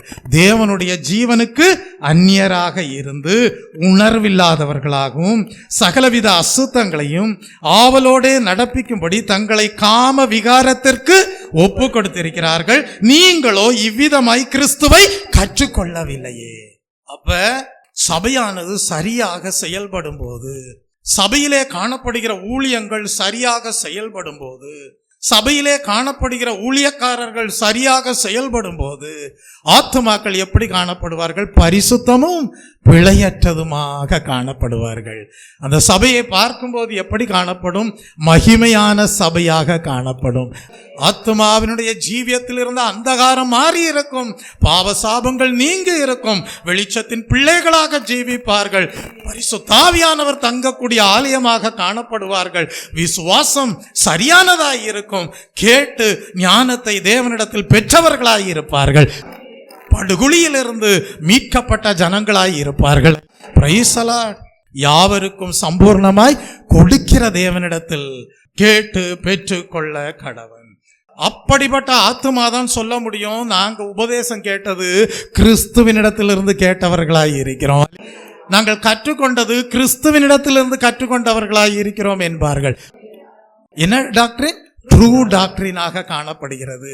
ஆகவே சரியான உபதேசம், வஞ்சகம் இல்லாத உபதேசம் கேட்டதினாலே, அதை அபியாசப்படுத்தி ஆத்துமாக்கள் ஜீவித்ததினாலே ஆவிக்குரிய வளர்ச்சி அடைந்து கிறிஸ்துவனுடைய நிறைவான வளர்ச்சியின் அளவுக்கு தக்க பூரண புருஷராக மாறி சொல்ல முடியும். கிறிஸ்துவின் வருகை நாளுக்கு ஆயத்தமாய் இருக்கிறோம். பரிசுத்தமும் பிழையற்றதுமான மகிமையான சபையாக காணப்படுகிறோம் என்று சொல்ல முடியும். Price the Lord. ஆகவேதான் 21ஆம் வசனத்திலே படிக்கிறோம், இயேசுவினிடத்தில் உள்ள சத்தியத்தின்படியே நீங்கள் அவரிடத்தில் கேட்டறிந்து அவரால் போதிக்கப்பட்டீர்களே, அந்தபடி முந்தின நடக்கைக்குரிய மோசம் போக்கும் இச்சைகளாலே கெட்டு போகிற பழைய மனுஷனை நீங்கள் களைந்து போட்டு உங்கள் உள்ளத்திலே புதிதான ஆவி உள்ளவர்களாகி மெய்யான நீதியிலும் பரிசுத்தத்திலும் தேவனுடைய சாயலாக சிருஷ்டிக்கப்பட்ட புதிய மனுஷனை தரித்து கொள்ளுங்கள். அப்ப இது எதுல ஆரம்பிக்குது? தெய்வ பிள்ளையே, தேவனிடத்திலிருந்து கேட்டு பெற்றுக்கொள்கிற அறிவிலேயும் ஞானத்திலேயும் ஆரம்பிக்கிறது. அதனாலதான் 11ஆம் வசனத்துல படிக்கிறோம், மேலும் நாம் அனைவரும் தேவனுடைய குமாரனை பற்றும் விசுவாசத்திலும் அறிவிலும் ஒருமைப்பட்டவர்களாகி கிறிஸ்துவனுடைய நிறைவான வளர்ச்சியின் அளவுக்கு தக்க பூரண புருஷராகிறோம். அவருடைய நாமத்திற்கு மகிமை உண்டாவதாக. full acquaintance with the mind of Christ. விசுவாசம் என்பது என்ன? அது நாலேஜாக காணப்படுகிறது, தேவனிடத்திலிருந்து பெற்றுக்கொள்ளக்கூடிய அறிவாக காணப்படுகிறது. அதை பெற்று அதை அபியாசப்படுத்தி தேவ ஞானத்திற்கு இடம் கொடுத்து ஆவிக்குரிய வாழ்க்கையிலே வளர்ச்சி அடைந்து தேவன் தங்கி இருக்கக்கூடிய ஆலயமாக காணப்படும் போது என்ன உண்டாகிவிடும்? தேவனுடைய மனதோடு ஃபுல் அக்வைண்டன்ஸ் உண்டாகிவிடும். கர்த்தருடைய நாமத்திற்கு மகிமை உண்டாவதாக. கிறிஸ்து இயேசுவில் இருந்த சிந்தையே நம்மிலே உண்டாயிருக்கும். கர்த்தருடைய நாமத்திற்கு மகிமை உண்டாவதாக. எங்களுடைய மனது கிறிஸ்துவின் மனதோடு ஐக்கியப்பட்டிருக்கிறது என்று சொல்ல முடியும். நாங்கள் தேவனுக்கு பிரியமானவைகளையே சிந்திக்கிறோம், தேவனுக்கு பிரியமானவைகளையே பேசுகிறோம், தேவனுக்கு பிரியமானவைகளையே நடப்பிக்கிறோம். நாங்கள் எதை செய்தாலும் கிறிஸ்து இயேசு எங்களுக்கு முன்பாக இருக்கிறார் என்கிற எண்ணத்தோடையே கிரியை செய்கிறோம் என்று சொல்ல முடியும். கர்த்தருடைய நாமத்திற்கு மகிமை உண்டாவதாக. அதனாலதான் கொலோசே சபையாருக்கு பவுல் எழுதும்போது குறிப்பிடுவார், கிறிஸ்துவின் வசனம் உங்களுக்குள்ளே சகல ஞானத்தோடும் பரிபூர்ணமாக வாசமாயிருப்பதாக என்று எழுதுகிறார். என்ன எழுதுகிறார்? கிறிஸ்துவின் வசனம். எப்படி கிறிஸ்துவின் வசனம்? சினிமா வசனம் இல்ல, யாரோ குடிகாரன் பேசின வசனம் இல்ல. என்ன வசனம்? கிறிஸ்துவின் வசனம். உங்களுக்குள்ளே எப்படி இருக்கணுமா? சகல ஞானத்தோடும். எப்படி? சகல ஞானத்தோடும் பரிபூர்ணமாக வாசமாயிருப்பதாக. Price the Lord. சில சொல்லுவாங்க, பாவ உலகத்துல வாழ்றவங்க சொல்லுவாங்க, அந்த கிறிஸ்தவ மக்களுக்கு ஏமாத்த தெரியாதியா? நமக்கெல்லாம் என்ன தெரியும்? ஏமாத்தி பொழைக்க தெரியும். இந்த உண்மையான கிறிஸ்தவங்களுக்கு என்ன தெரியாது? தந்திரமா வாழ தெரியாது. ஆனா நமக்கு என்ன தெரியும்? தந்திரமா ஏமாற்ற தெரியும் ஐயா அப்படின்னு சொல்லுவாங்க. ஆனா அப்படிப்பட்டவர்களை தான் வேதம் சொல்லுகிறது, நீ உன்னை ஞானி என்று எண்ணாதே. உனக்கு ஏமாத்த தெரியும், தந்திரமா மற்றவங்களை வஞ்சிக்க தெரியும். அப்படிப்பட்ட பாதாளத்திற்குரிய ஞானம் உனக்கு இருக்கா? நீ அதை ஞானம் என்று எண்ணாத. அது உண்மையான அறிவு கிடையாது. அது உன்னை கடைசியில எங்க தான் கொண்டு போய் சேர்க்கும்? பாதாளத்துல கொண்டு போய் சேர்க்கும். அப்படிப்பட்ட துன்மார்க்கனுக்கு என்ன கிடையாது? சமாதானம் இருக்காது. தேவனிடத்திலிருந்து கிடைக்கக்கூடிய சமாதானம் இருக்காது. நீங்க வேணா வாஸ்து பாருங்க, நீதிமொழிகளின் புஸ்தகம் 3ஆம் அதிகாரம் 7ஆம் வசனத்தை வாஸ்து பாருங்க. நீதிமொழிகள் 3ஆம் அதிகாரம் 7ஆம் வசனம், நீ உன்னை ஞானி என்று எண்ணாதே, கர்த்தருக்கு பயந்து தீமையை விட்டு விலகு, அது உன் நாபிக்கு ஆரோக்கியமும் உன் எலும்புகளுக்கு ஊனுமாயிருக்கும். இப்ப இங்க என்ன சொல்றாரு? ஏமாத்துறவங்களுக்கு, திருட்டுத்தனம் பண்றவங்களுக்கு, தந்திரத்தோட ஏமாற்றும் விதத்துல செயல்படுகிறவர்களுக்கு ஞானி ஒரு ஆலோசனை கொடுக்கிறார். தந்திரத்தோட ஏமாற்றும் விதத்துல செயல்படுகிறவர்களுக்கு அப்படிப்பட்ட ஞானம் பரத்திற்குரியதல்ல, பரலோகத்திற்குரியதல்ல. அப்படிப்பட்ட ஞானம் உனக்குள்ள இருக்குன்னு நீ நினைச்சுக்கிட்டு இருக்கேன்னா வேதம் சொல்லுகிறது, நீ உன்னை ஞானி என்று எண்ணாத. உன்னைய மாதிரி ஒரு பெரிய முட்டாள் வேற யாருமே கிடையாதுன்னு பைபிள் எச்சரிக்கிறது. அதனால்தான் அங்க எழுதுகிறார், நீ உன்னை ஞானி என்று எண்ணாதே, கர்த்தருக்கு பயந்து தீமையை விட்டு விலகு, அப்போ உனக்கு என்ன கிடைக்கும்? அது உன் நாபிக்கு ஆரோக்கியமும் உன் எலும்புகளுக்கு ஊனமாயிருக்கும். தேவனுடைய தண்டனைகளுக்கு நீ என்ன செய்வாய்? தேவனுடைய நியாய தீர்ப்புகளுக்கு நீ என்ன செய்வாய்? தப்பித்துக் கொள்வாய். அதனாலதான் எழுதப்பட்டிருக்கிறது, கர்த்தருக்கு பயப்படுதலே ஞானத்திற்கு ஆரம்பம், பரிசுத்தரின் அறிவே அறிவு என்று எழுதப்பட்டிருக்கிறது. அப்ப நம்ம தேவனிடத்திலிருந்து பெற்றுக்கொள்ள வேண்டிய ஞானத்தை அடையும் போது நன்மை தீமை இன்னதென்று சரியாக வகையறுக்க கற்றுக்கொண்டவர்களாய் இருப்போம். சரியாக ஆத்துமாக்களை வழிநடத்த தேவனிடத்திலிருந்து கிருபை பெற்றவர்களாக இருப்போம். சபை எப்படி காணப்படும்? பரிசுத்தமும் பிழையற்றதுமாக காணப்படும். இன்னொரு வசன பகுதியையும் கூட சுட்டி காட்ட விரும்புகிறேன். ஏன்னா அந்த வசன பகுதியை நீங்க வாசிக்கும் போது அந்த சபையிலே, மகிமையான சபையிலே இருக்கிற ஆத்துமாக்களுடைய ஜீவியத்திலே உண்டாகி இருக்கக்கூடிய தெய்வீக தன்மைகள் என்னவாய் இருக்கும் என்பதையும் நாம் அறிந்து கொள்கிறோம். எபேசியருக்கு எழுதின புஸ்தகம் 1ஆம் அதிகாரம் 17ஆம் வசனத்திற்கு வரும்போது, எபேசியர் 1ஆம் அதிகாரம் 17ஆம் வசனத்திற்கு வரும்போது படிக்கிறோம். நல்லா பாருங்க, அந்த 17ஆம் வசனத்திலிருந்து 19ஆம் வசனம் வரைக்கும் வாசிக்கும் போது அங்க 4 விதமான தன்மைகள் எழுதப்பட்டிருக்கிறது. அந்த 4 விதமான தன்மைகள் என்னவென்றால், இயேசு கிறிஸ்துவின் தேவனும் மகிமையின் பிதாவுமானவர் தம்மை நீங்கள் அறிந்து கொள்வதற்கான ஞானத்தையும் தெளிவையும் அளிக்கிற ஆவியை தருகிறவர். அப்ப பாருங்க, நீங்க தேவனிடத்துல ஞானத்தை கேட்கும் போது தேவன் என்ன செய்வாராம்? அவருடைய பரிசுத்த ஆவியானவரை உங்களுக்கு கொடுத்து ஒரு தெளிந்த புத்தியை கொடுத்து தாம் யார் என்பதை அறிந்து கொள்ள வைப்பார். அப்ப நீங்க தேவனை அறியாத ஜனங்களாக இருக்க மாட்டீர்கள். தேவனை அறிந்து கொண்ட ஞானமுள்ள ஜனங்களாக, பரிசுத்த ஆவியை பெற்றுக்கொண்ட ஜனங்களாக, தெளிந்த புத்தியுள்ள ஜனங்களாக காணப்படுவீர்கள். இது சபையாரிடத்திலே இருக்கக்கூடிய ஒரு தெய்வீக தன்மையாக தேவனிடத்திலிருந்து பெற்றுக்கொண்ட ஞானத்தினால் உண்டான பிரயோஜனமாய் இருக்கும். அடுத்ததாக நாம் படிக்கிறோம், அவர் நம்மை அழைத்ததினாலே நமக்கு உண்டாயிருக்கிற நம்பிக்கை இன்னதென்று அறிய செய்கிறார். Price the Lord. இப்ப சபையில இருக்கிற ஆத்துமாவால சொல்ல முடியும், நாங்க தேவன் மேல நம்பிக்கை வைத்திருக்கிறோம், அதனால எங்களுடைய சுதந்திரம் எங்க இருக்கு? பரலோகத்துல இருக்கு. Price the Lord. வேற யாராவது அப்படி சொல்ல முடியுமா? அதை பற்றி சிந்தனை இருக்குமா? அதற்குரிய அபிஷேகம் இருக்குமா? இல்ல. அவங்களுக்கு இருக்கிற மைண்ட் எப்படிதான் இருக்கும்? எல்லாம் உலக பிரகாரமா தான் இருக்கும். ஆனா நீங்கள் மெய்யாகவே பரலோக தேவனை குறித்து அறிகிற அறிவை அடைந்த பிறகு, அந்த ஞானம் உங்களுக்குள்ளே வரும்போது பரிசுத்த ஆவியானவர் மூலமாக தெளிந்த புத்தி உண்டாகிவிடும். உங்கள ஒரு பெரிய நம்பிக்கை காணப்படும். அது என்னன்னா, எங்களுடைய சுதந்திரம் எங்க இருக்கு? பரலோகத்துல இருக்கு. அடுத்தது எழுதுகிறார், பரிசுத்தவான்களிடத்தில் அவருக்கு உண்டாயிருக்கிற சுதந்திரத்தினுடைய மகிமையின் ஐஸ்வர்யம் என்னவென்று அறிய செய்கிறார். அப்படின்னா என்ன அர்த்தம்? உங்க மத்தியில தான் தேவன் வாசம் பண்ணுகிறவராய் இருப்பார். நீங்கள் தான் மகிமையின் ஆலயமாக காணப்படுவீர்கள். தேவன் வேற எங்கேயும் அல்ல. உண்மையான தேவ ஞானத்தை பெற்றுக்கொண்டு பரிசுத்த ஆவியானவருக்கு இடம் கொடுத்திருக்கிற ஆத்துமாவனுடைய உள்ளத்துல தான் அவர் வாசம் பண்ணுகிறவராய் இருப்பார். உங்களுக்குள்ளதான் அந்த மகிமையின் ஐஸ்வர்யம் காணப்படும். அடுத்தது சொல்றாரு, தேவ பலன் உங்களிலே காணப்படும். Price the Lord. அது என்ன தெய்வ பிள்ளையே?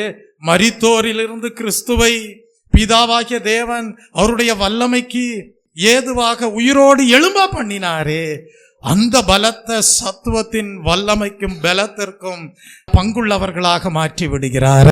Price the Lord. அதனாலதான் அங்க எழுதப்பட்டிருக்கிறது, தமது பலத்த சத்துவத்தின் வல்லமையின்படி கிறிஸ்துவை மரித்தோரிலிருந்து எழுப்பினவர் விசுவாசிக்கிறவர்களாகிய நம்மிடத்தில் காண்பிக்கும் தம்முடைய வல்லமையின் மகா மேன்மையான மகத்துவம் இன்னதென்று அறிய பண்ணுகிறார். அப்படிப்பட்ட நமக்கு என்ன கொடுக்கப்படுகிறதா? பிரகாசமுள்ள மனக்கண்கள் கொடுக்கப்பட்டதா இருக்கிறது. Price the Lord. இவ்வளவு தன்மைகள், பரலோகத்தின் தன்மைகள் தேவனிடத்திலிருந்து ஞானத்தை கேட்டு பெற்றுக்கொள்வதனாலே அடைகிறோம். இப்போ ஒவ்வொருத்தரா சொல்ல முடியுமா?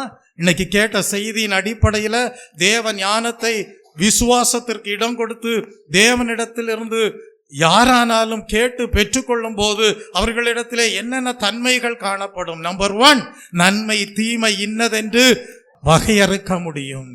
ஜனங்களை சரியாக வேத வசனத்தின் அடிப்படையிலே வழி நடத்த முடியும்.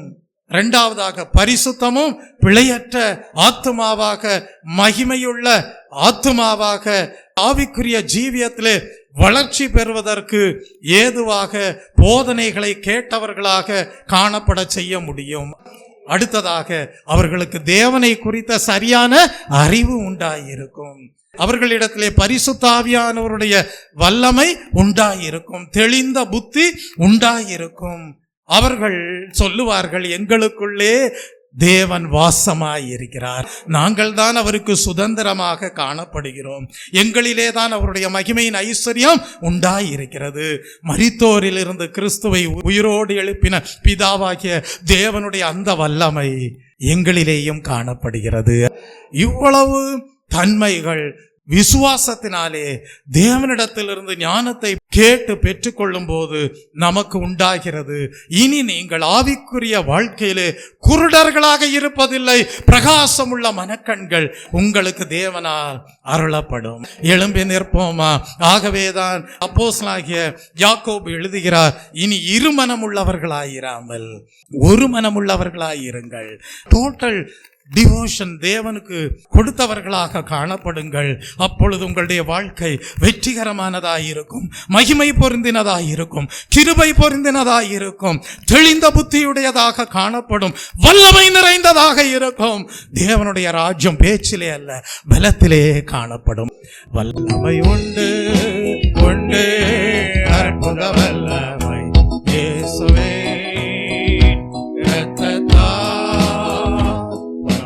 உண்டு உண்டு, அற்புத வல்லமை ஆட்டுக்கோட்டையின் ரத்தத்தினால், ஆட்டுக்கோட்டையின் ரத்தத்தினால்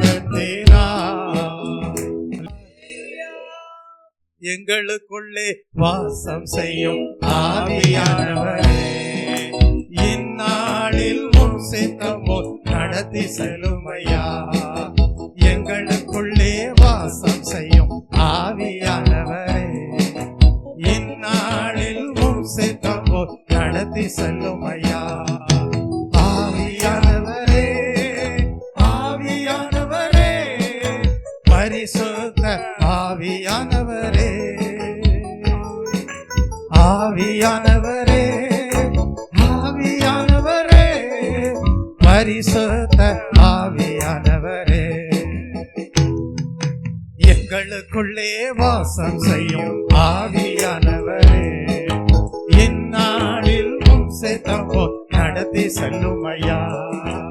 எங்களுக்குள்ளே வாசம் செய்யும் ஆவியானவரே, இந்நாளில் சித்தமோ நடத்தி செல்லுமையா. அல்லேலூயா. எங்கள் ஜீவியம் உயிர்த்தெழுந்த கிறிஸ்துவிலே காணப்பட்ட வல்லமை நிறைந்த ஜீவியமாக காணப்படும்படியாக கர்த்தாவே, எங்கள் வாழ்க்கை தெளிந்த புத்தி உள்ளதாக காணப்படுவதற்கு ஏதுவாக கர்த்தாவே, எங்கள் ஜீவியமானது தேவனே உம்மை குறித்து அறிந்த அறிவை அடைந்ததாக காணப்படுவதற்கு ஏதுவாக எங்களுக்கு இருக்கக்கூடிய நம்பிக்கை எல்லாம் பரலோகத்திலே காணப்படுகிற மேன்மையான சுதந்திரத்தை குறித்த நம்பிக்கையாக காணப்படுவதற்கு ஏதுவாக எங்கள் வாழ்க்கையை கேட்ட சத்தியத்திற்கு ஒப்பு கொடுக்கிறோம் என்று சொல்லி ஆவி ஆத்ம சரீரத்தை திரித்துவ தேவனாகிய பிதாவாகிய தேவனுடைய கரத்திலே, அல்லேலூயா, இயேசு கிறிஸ்துவுடைய கரத்திலே பரிசுத்த ஆவியானவருக்கும் ஒப்பு கொடுத்து தேவனை ஸ்தோத்தரிப்போம். ஸ்தோத்திரம் ஸ்தோத்திரம் ஸ்தோத்திரம் ஸ்தோத்திரம் ஸ்தோத்திரம் ஸ்தோத்திரம் ஸ்தோத்திரம் ஸ்தோத்திரம் ஸ்தோத்திரம் ஸ்தோத்திரம். ஞான வைத்தியரா ஔஷதம் நீரே, ஆத்மனீசரா என் நண்பரும் நீரே. ஞான வைத்தியரா ஔஷதம் நீரே, ஆத்மனீசரா என் நண்பரும் நீரே. எந்த காலத்திலும் எந்த நேரத்திலும் நன்றியால் உம்மை நான் துதிப்பேன். இயேசுவே உம்மை நான் துதிப்பேன் துதிப்பேன், எந்த வேளையிலும் துதிப்பேன். இயேசுவே உம்மை நான் துதிப்பேன் துதிப்பேன், எந்த வேளையிலும் துதிப்பேன். இயேசு கிறிஸ்து தாமே உங்களுக்கு ஞான வைத்தியராக இருப்பார், ஔஷதமாக இருப்பார். நீங்கள் சுகமாக வாழ்ந்திருப்பீர்கள். ஜெபிப்போம். பரிசுத்த இரக்க நிறைந்த ஆண்டவரே, அருமையான இந்த மனமகிழ்ச்சி நாளுக்காய் நன்றி செலுத்துகிறோம். இந்த நாளிலும் ஆண்டவரே, தேவன் கொடுக்கும் ஞானம் எப்படிப்பட்டது, அது எவ்விதமானது, நம்ம எப்படி பெற்றுக்கொள்ளலாம் என்று சொல்லி இந்த நாளிலே ஆண்டவரே எங்களுக்கு கற்றுக் கொடுத்த கிருபைக்காய் ஸ்தோத்திரம். ஞானத்தின் உற்பத்தி ஸ்தானமாக கர்த்தர் நீர் இருக்கிறீர் ஆண்டவரே. நீர் ஆண்டவரே தவறுகள் தகுதியின்மையை பார்த்து ஆண்டவரே நீ தூக்கிவிட்டு அவர்களுக்கு ஞானத்தை கொடுக்கிற தேவனாய் இருக்கிறீர். மனிதாபிமானத்தோடு கர்த்தாவே நீர் கிரியை செய்கிற தேவனாய் இருக்கிறீர். பட்சபாதம் மற்றவராய் இருக்கிறீர் ஆண்டவரே. யாவருக்கும் நன்மை செய்கிற தேவனாய் இருக்கிறீர். நல்லோர் மேலும் தீயோர் மேலும் மலையை வர்ஷிக்க பண்ணுகிற தேவனாய் இருக்கிறீரே. ஞானத்திற்காக யாவரும் இடத்தில் கேட்கும் பொழுது நீர் ஆண்டவரே எல்லாருக்கும் ஆண்டவரே தகுதி பார்க்கறது இல்ல, தவறுகிற பார்க்காம நீங்க ஞானத்தை கொடுக்கிற தேவனா இருக்கிறபடினாலே உங்களுக்கு நன்றி செலுத்துகிறோம். அப்படியாக நாங்களும் ஆண்டவரை ஆவியானவருடைய முழு கட்டுப்பாட்டுக்குள்ள வரும் பொழுது மனிதாபிமானத்தோடு எல்லாருக்கும் ஆண்டவரை நன்மை செய்யக்கூடிய அந்த ஞானத்தை கர்த்தர் எங்களுக்கு தருகிறபடினால் நன்றி செலுத்துகிறோம். அப்படியாக எங்களுடைய வாழ்க்கையிலே ஞான குறைவினாலே ஏற்பட்ட உபத்திரவம் பாடுகளில் கர்த்தாவே நீர் உதவி செய்கிற தேவனா இருக்கிறீரே, உங்களுக்கு நன்றி செலுத்துகிறோம். ஆண்டவரே உம்முடைய ஞானமானது நன்மை தீமை வகையறுக்கத்தக்க ஞானமாய் இருக்கிறது.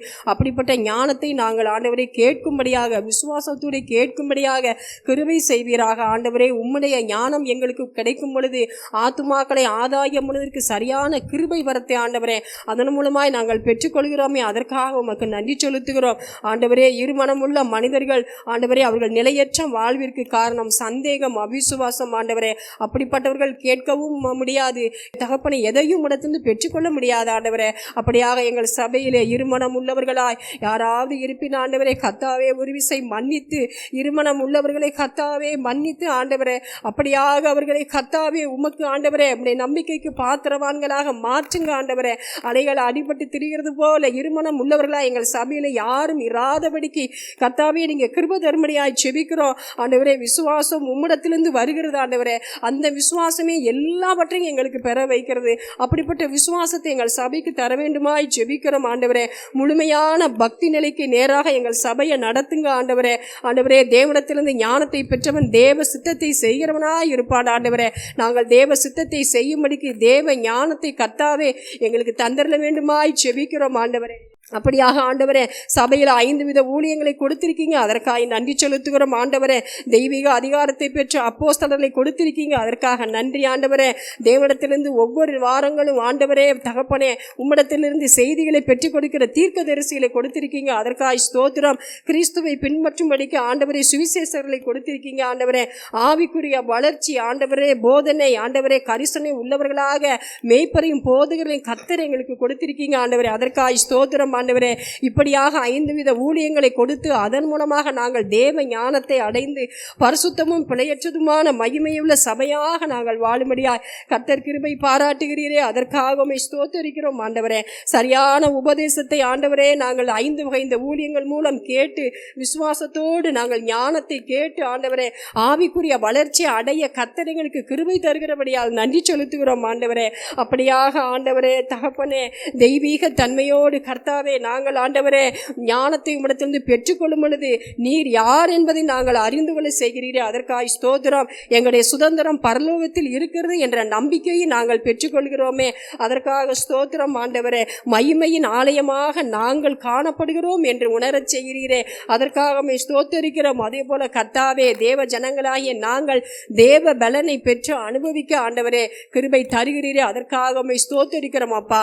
உம்முடைய ஞானம் எப்படிப்பட்டது என்று கர்த்தாவே என்ற நாள் கற்றுக் கொடுத்த கிருபைக்காய் ஸ்தோத்திரம். தேவ ஞானத்தை அடைந்து ஆண்டவரே நாங்கள் முழு பலனையும் பெற ஆண்டவரே சபை எங்களுக்கு கொடுத்திருக்கீங்க, 5 வித ஊழியங்களை கொடுத்திருக்கீங்க ஆண்டவரே, அதற்காக ஸ்தோத்தரிக்கிறோம், நன்றி செலுத்துகிறோம் ஆண்டவரே. இந்த நாளிலே கர்த்தாவே எங்களை தெரிந்து ரட்சித்து எங்களை ஆண்டவரே உம்முடைய ஆலயமாய சபையிலே எங்களை சேர்த்து ஆண்டவரே இந்நாள் மட்டுமாய் உம்முடைய ஞானத்தை கொடுத்து ஆண்டவரே நாங்கள் இப்படியாக வளரும்படியாக கர்த்தர் கிருபை பாராட்டினீர், அதற்காக ஸ்தோத்தரிக்கிறோம் ஆண்டவரே. இந்த வசனத்துக்கு எங்கள் சபையார் முழுவதும் கரத்தில் ஒப்பு கொடுக்கிறோம். இந்த வேளையில எங்கள் சபையார் ஞானத்தில் குறைவுள்ளவராய் இருந்தால் கர்த்தாவே எல்லாருக்கும் ஆண்டவரே சம்பூர்ணமாய் நிறைவாய் கொடுக்கிற தேவன் எங்கள் சபை முழுவதையும் கர்த்தர் ஆசீர்வதித்து உம்முடைய ஞானத்தினாலே நிரப்பி இந்த வசனத்தின் மூலமாய் கிடைத்த சகலவித ஆசீர்வாதங்களையும் பெற்று அனுபவிக்க கர்த்தாவே எங்களுக்கு கிருபை தரும்படியாய் ஜெபிக்கிறோம். அப்படியாக அந்த வேதத்தின் ஆழங்களையும் மறைபொருள்களையும் ஆண்டவரை எடுத்துரைத்து எங்கள் போதகருக்காக நன்றி செலுத்துகிறோம் ஆண்டவரே. உமக்கு ஸ்தோத்திரம் ஸ்தோத்திரம் ஸ்தோத்திரம் ஆண்டவரே. இந்த ஆசீர்வாதத்தை இன்னும் அநேகர் ஆண்டவரே இந்த ஆசீர்வாதத்தை அநேகர் பயன் பெறணும் ஆண்டவரே. அப்படிப்பட்ட கிருபை வரங்களை கர்த்தர் தந்து திறந்த வாசலை கர்த்தாவே நீங்க தரும்படியாய் ஜெபிக்கிறோம். உங்களுடைய கரங்களை தாழ்த்தி ஒப்பு கொடுக்கிறோம். பொறுப்பெடுத்துக்கொள்ளும் இயேசுவின் நாமத்தில் ஜெபம் கேளு ஜீவன்ல நல்ல பிதாவே. ஆமீன். கர்த்தர் ஜெபத்தை கேட்ட தயவுக்காக தேவனை ஸ்தோத்தரிப்போம். ஸ்தோத்திரம் ஸ்தோத்திரம் ஸ்தோத்திரம். ஸ்தோத்திரிக்கிறோம் கர்த்தாவே, இந்த காலை வேளைக்காகவும் அன்புள்ளத்தோடு ஸ்தோத்திரிக்கிறோம் ஆண்டவரே. இந்த ஆராதனையில் மட்டும் நீர் எங்களோடு கூட இருந்த ஆண்டவரே, ஒவ்வொரு பகுதியையும் ஆசீர்வதித்து ஆண்டவரே வழி நடத்தினபடியாக உமக்கு நன்றி ஆண்டவரே. எத்தனையோ ஆத்துமாக்களுக்கு கிடைக்காத இந்த மேலான தருணத்தை ஆண்டவரே அப்பா அடிமைகளுக்கு தந்திருக்கிறீர். அதற்காக உமக்கு ஸ்தோத்திரம் ஸ்தோத்திரம் ஸ்தோத்திரம் கர்த்தாவே. ஆண்டவரே, கேட்ட அவசரங்கள் ஒவ்வொருவருடைய இதயத்திலும் ஆண்டவரே நல்ல நிலத்தில் விழுந்த விதைகளை போல அவைகள் ஆண்டவரே 1 30 60 100 பலன் கொடுக்க கிருபை செய்வீராக ஆண்டவரே. ஸ்தோத்திரிக்கிறோம் ஆண்டவரே, துதிக்கிறோம், மயப்படுத்துகிறோம் கர்த்தாவே. வந்திருக்கும் ஒவ்வொருவரையும் உடைய கருத்தில் ஒப்படைக்கிறோம் ஆண்டவரே. எல்லா ஆத்துமாக்களையும் ஆசீர்வதிப்பீராக ஆண்டவரே அப்பா. உம்முடைய மன்னாவை கொண்டு போஷித்து ஆண்டவரே வழி நடத்துவீராக ஆண்டவரே அப்பா. உலகத்தில் இறங்கி போகும்போது ஆண்டவரே அப்பா ஹாலலே உம்மை விட்டு பிரியாதபடி ஆண்டவரே, உம்முடைய அவசரங்களை விட்டு விலகாதபடி ஆண்டவரே நீர் ஆண்டவர்களை போதித்து வழி நடத்த வேண்டும் என்று ஜெபிக்கிறோம் ஆண்டவரே. பலப்படுத்த வேண்டும் என்று ஜெபிக்கிறோம் ஆண்டவரே. உம்மிலே பலன் கொண்டு வளர கிருபை செய்வீராக. ஒவ்வொருவருக்கும் தேவையான நன்மைகளையும் ஆசீர்வாதங்களையும் தருவீராக. என்னென்ன குறைகள் உள்ள எல்லாவற்றையும் மன்னித்து ஆண்டவரே அவளை உம்முடைய வரிக்கு ஆயத்தப்படுத்த வேண்டும் என்று ஜெபிக்கிறோம் ஆண்டவரே. இன்னும் இந்த சபையை உம்முடைய கருத்தில் ஒப்படைக்கிறோம் ஆண்டவரே.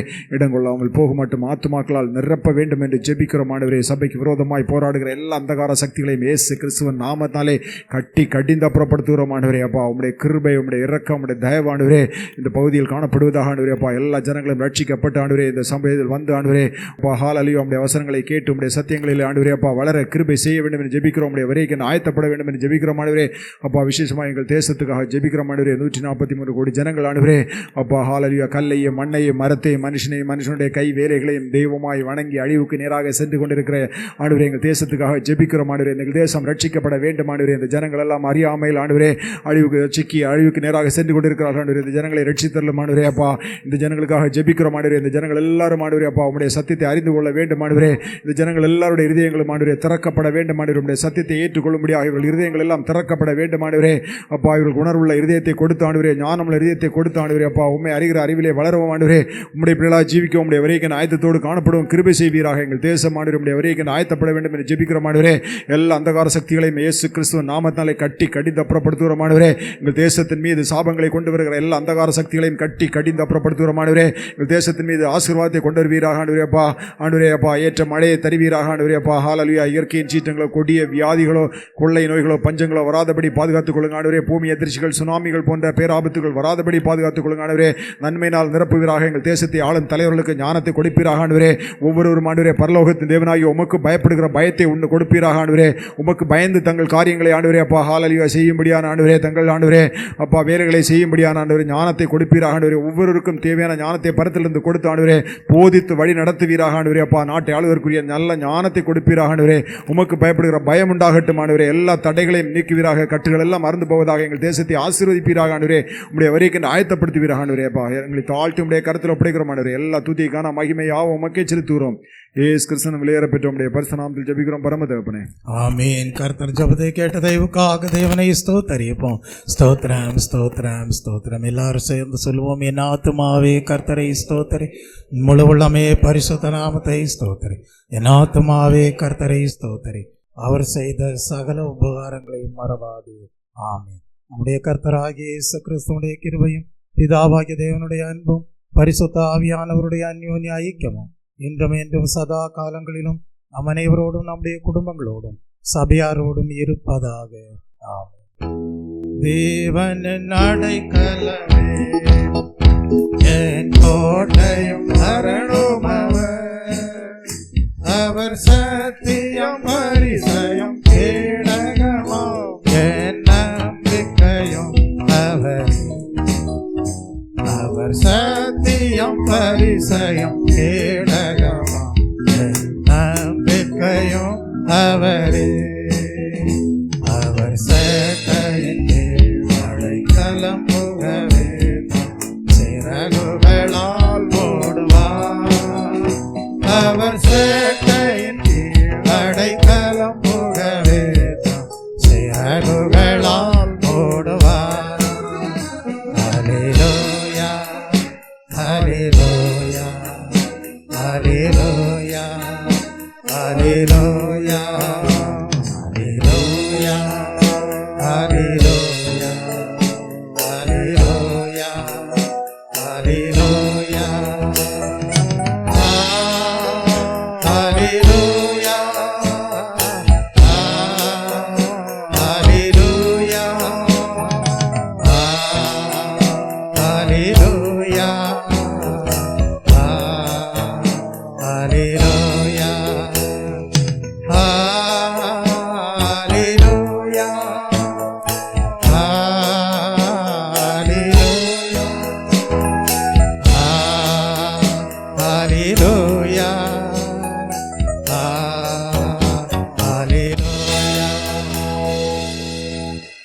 கேட்ட வசனத்தின்படி ஞானத்திற்காக ஜெபிக்க வேண்டும் என்கிற அறிவுரையை அப்போஸ்தலனாகிய யாக்கோபு கொடுக்கிற வசனங்களின் மூலமாக, எழுதின கடிதத்தின் மூலமாக அறிந்து கொண்டீர்களே. அப்படியே நீங்கள் விசுவாசத்தோடு ஞானத்திற்காக ஜெபித்தவர்களாக தேவனிடத்திலிருந்து பெற்றுக்கொள்கிற ஞானத்தினால் உண்டாகிற சகல பரலோக தன்மையும் உங்களுடைய வாழ்க்கையிலே ஆசீர்வாதமாக காணப்பட தேவன் தாமே உங்கள் ஒவ்வொருவரையும் பலப்படுத்தி மேன்மைப்படுத்துவாராக.